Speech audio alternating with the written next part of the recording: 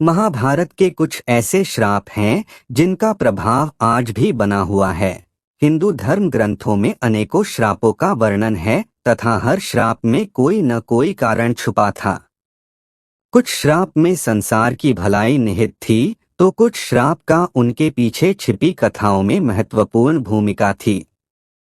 आज हम आपको ऐसे श्रापों के बारे में बताने जा रहे जिनका इतिहास में तो महत्वपूर्ण योगदान था ही, परंतु इनका प्रभाव वर्तमान में भी प्रमाण के रूप में देख सकते हैं।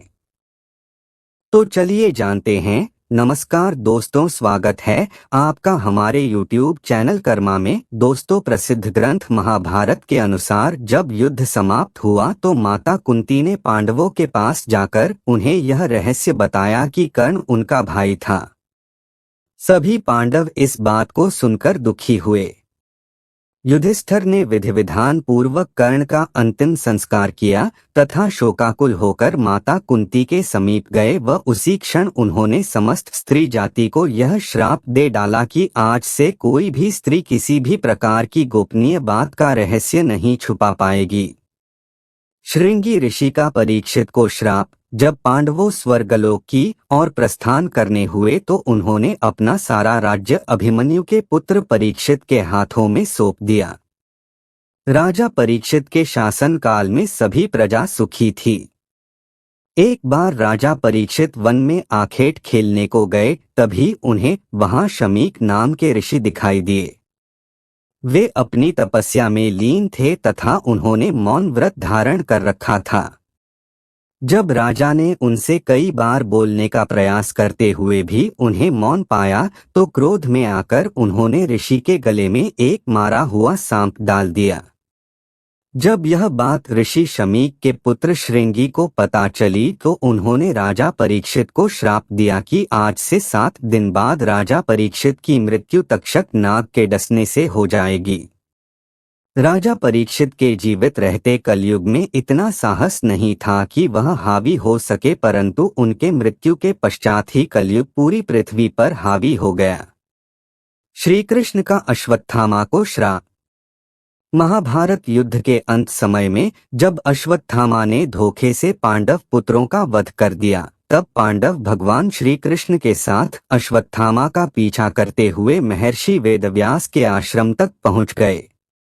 तब अश्वत्थामा ने पांडवों पर ब्रह्मास्त्र का वार किया। ये देख अर्जुन ने भी अपना ब्रह्मास्त्र छोड़ा। महर्षि व्यास ने दोनों अस्त्रों को टकराने से रोक लिया और अश्वत्थामा और अर्जुन से अपने अपने ब्रह्मास्त्र वापस लेने को कहा। तब अर्जुन ने अपना ब्रह्मास्त्र वापस ले लिया, लेकिन अश्वत्थामा ये विद्या नहीं जानता था, इसलिए उसने अपने अस्त्र की दिशा बदलकर अभिमन्यु की पत्नी उत्तरा के गर्भ की ओर कर दी। यह देख भगवान श्री कृष्ण ने अश्वत्थामा को श्राप दिया कि तुम 3000 वर्ष तक इस पृथ्वी पर भटकते रहोगे और किसी भी जगह किसी पुरुष के साथ तुम्हारी बातचीत नहीं हो सकेगी। तुम्हारे शरीर से पीप और लहू की गंध निकलेगी, इसलिए तुम मनुष्यों के बीच नहीं रह सकोगे, दुर्गम वन में ही पड़े रहोगे। मांडव्य ऋषि का यमराज को श्राप। महाभारत में मांडव्य ऋषि का वर्णन आता है। एक बार राजा ने भूलवश न्याय में चूक कर दी और अपने सैनिकों को ऋषि मांडव्य को शूली में चढ़ाने का श्राप दिया, परंतु जब बहुत लंबे समय तक भी शूली में लटकने पर ऋषि के प्राण नहीं गए तो राजा को अपनी भूल का एहसास हुआ तथा उन्होंने ऋषि मांडव्य को शूली से उतरवाया तथा अपनी गलती की क्षमा मांगी। इसके बाद ऋषि मांडव्य यमराज से मिलने गए तथा उनसे पूछा कि किस कारण मुझे झूठे आरोप में सजा मिली।